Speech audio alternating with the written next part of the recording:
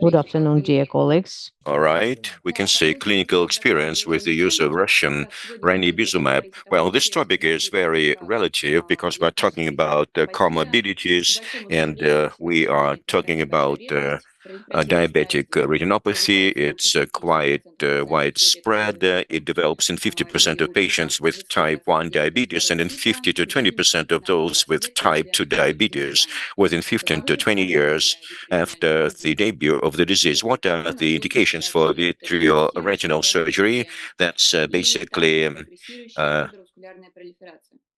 retinal detachment, persistent vitreous hemorrhage, progressive fibrovascular proliferation. We can operate on these patients, but we know that, well, there might be post-operative and intraoperative hemorrhages. In this case, surgery can be problematic. Well, it reduces visualization, it worsens the prognosis in cases of neovascular glaucoma, which is quite often in such patients, and the combined surgery, well, like vitrectomy and the cataract pharmacoemulsification, the risk of complication increases significantly.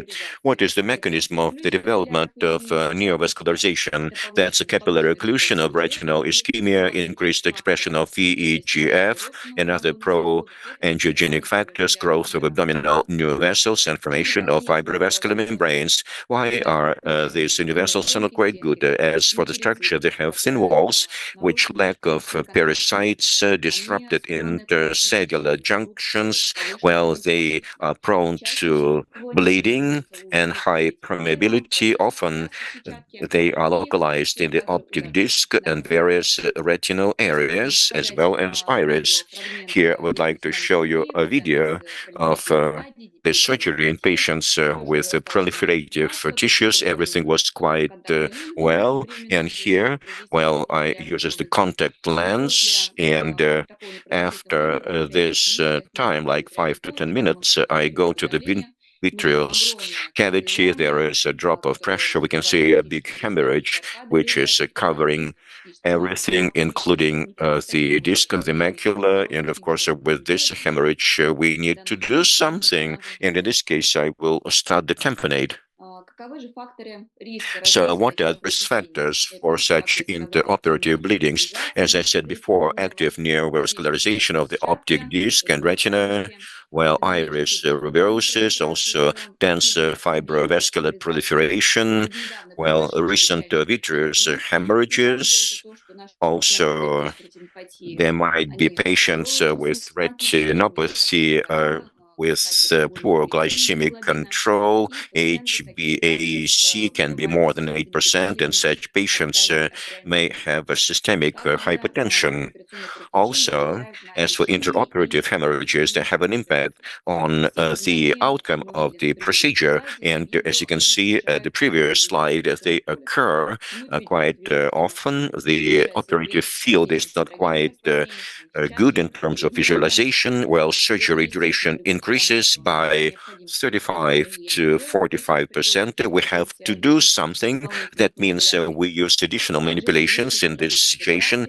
Well, the surgery increases by 45% on average. And of course, if it lasts for 35 or 40 minutes on average, well, basically it doubles the time of the procedure. And again, the residual blood in the vitreous cavity, if there is a residual blood which is not removed, it has a negative effect on the structure of the eyeball. It stimulates fibroblast and myofibroblast proliferation. It activates inflammatory cytokines and promotes epiretinal membrane formation. It looks like we removed all these proliferations. Looks like everything is clean, everything is nice, but because of the residual blood, well, you can see that this particular epiretinal membrane will be formed again. This graph on the right shows the correlation between residual blood volume and the rate of complications. Usually, well, there is such a complication as, well, a residual blood volume, hemorrhage recurrent, or can be fibrosis, epiretinal fibrosis, and again, there may be glaucoma, as you can see it here. So how does this fibrosis develop? Well, in case there is residual blood in the vitreous cavity, well, the residual blood contains different biologically active substances such as growth factors. Some of them stimulate the proliferation of Müllerian cells, turning them into fibroblasts, and this leads to the situation when there is excessive extracellular matrix production, inflammatory activation of macrophage recruitment, and there is a disbalance between pro and anti-angiogenic factors. And according to modern Russian and foreign trials data, well, there is information that patients with post-operative hemorrhage have a 3 to 4 times higher risk of epiretinal fibrosis. According to the classification, there are grade 1, grade 2, grade 3, grade 1. These are mild. They can stop spontaneously or with temporary IOP increase, while severe require additional manipulations.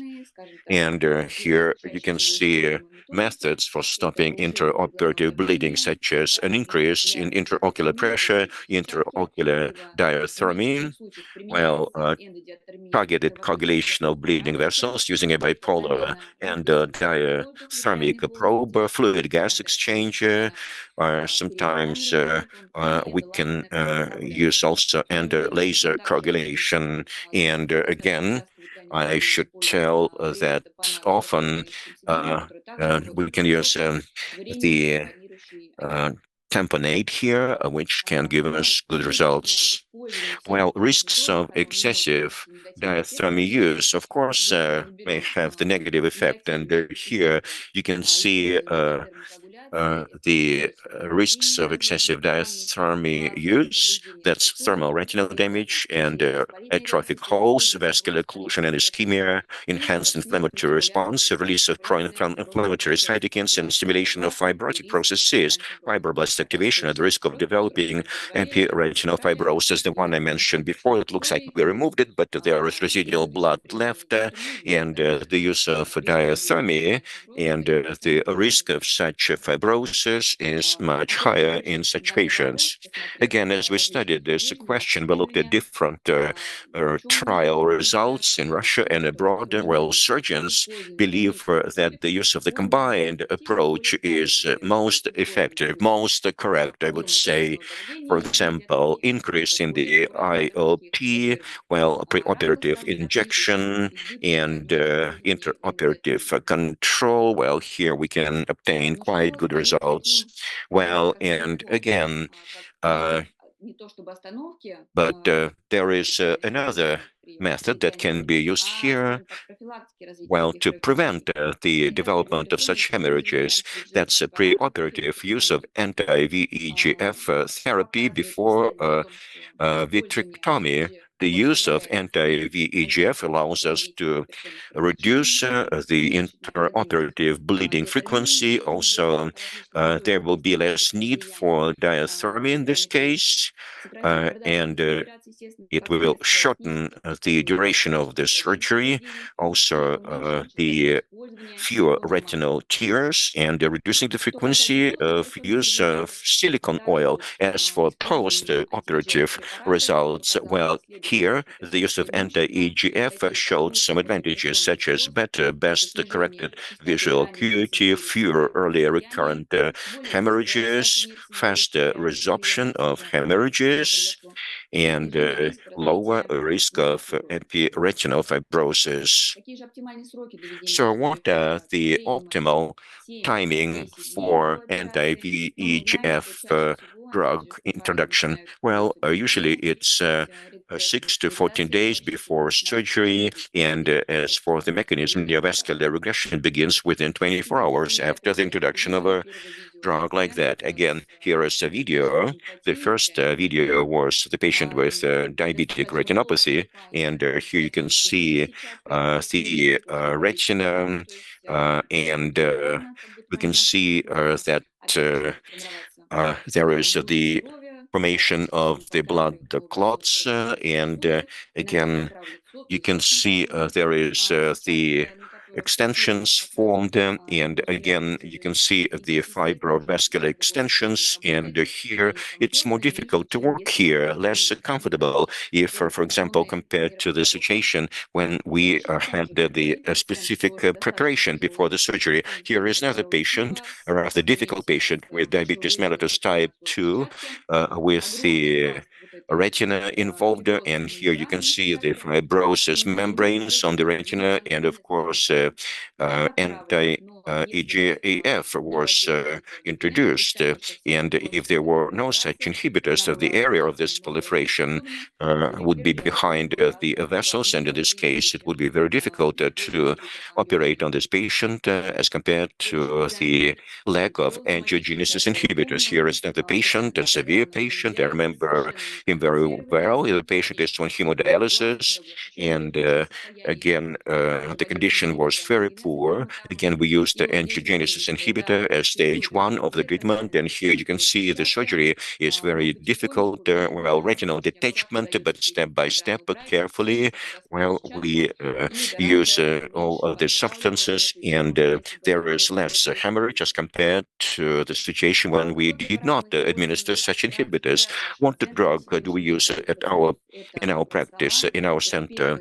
Well, that's Laxalan. That's the first Russian bioanalog of ranibizumab, but there are lots of such bioanalogs. You can look at this table. In Russia, this drug was registered as the first one. It is produced in CHO, Chinese hamster ovary cells, and you can compare Laxalan with Lucentis. There was a big multi-center study conducted with 18 centers in Russia involved in the study. The frequency of anti-drug antibodies was similar between groups, transient in some cases, no effect on efficacy or safety observed. How do we manage such patients? Of course, first of all, we do the evaluation, preoperative evaluation. Doctors will do the comprehensive ophthalmologic assessment, whether they have indications for use of such drugs or not. Well, intravitreal injection of Laxalan can be done if, for example, this drug is indicated, and after 7 to 10 days, there is the second stage, which is big vitreoretinal surgery. Now, I would like to show you several clinical cases. The first clinical case, patient with diabetes mellitus type 2, 51 years old. Also, you can see the follow eye was operated on. A vitreous surgery was conducted, well, due to retinal detachment, as far as I remember. And this eye had no vitreal surgery conducted, but you can see the vascularization was very well manifested in terms of optical nerve head. The injection was done, and after 8 days, you can see that the vessels were of a different quality.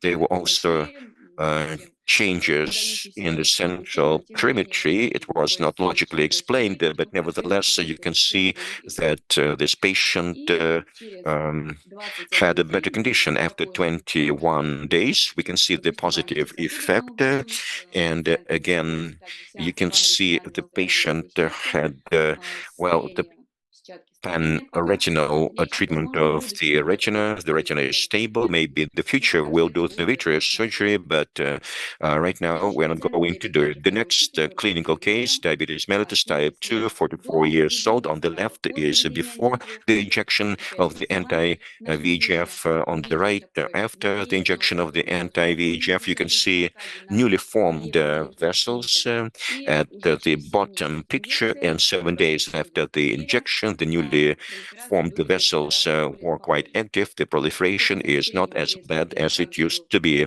As for anterior, a segment, you can see it here. The vessels were in poor conditions, and the number of vessels on the iris was less, but then the patient was subjected to the vitreous surgery and the lens replacement.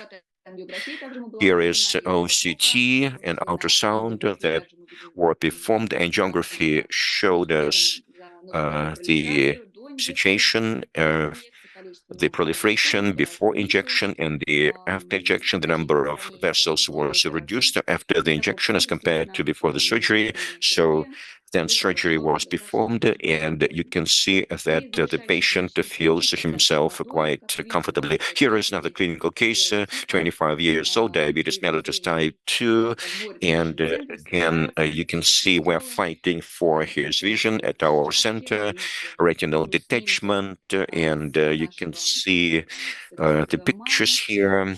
That was in May this year. And then in September this year, you can see the revascularization.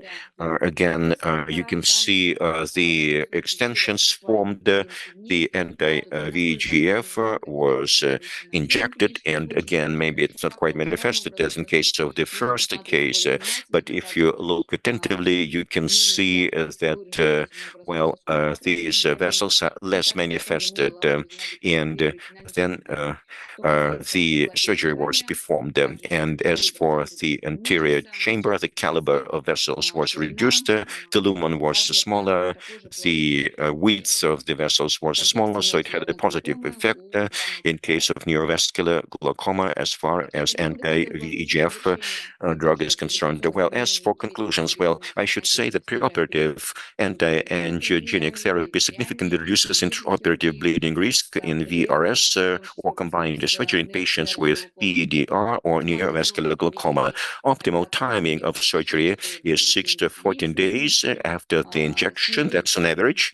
Reduced bleeding improves visualization, shortens surgical time, and decreases different complications. Minimally invasive vitreoretinal systems plus anti-VEGF therapy can provide optimal outcomes that we would like to have while treating our patients. Thank you very much for your kind attention. That's all there is to it.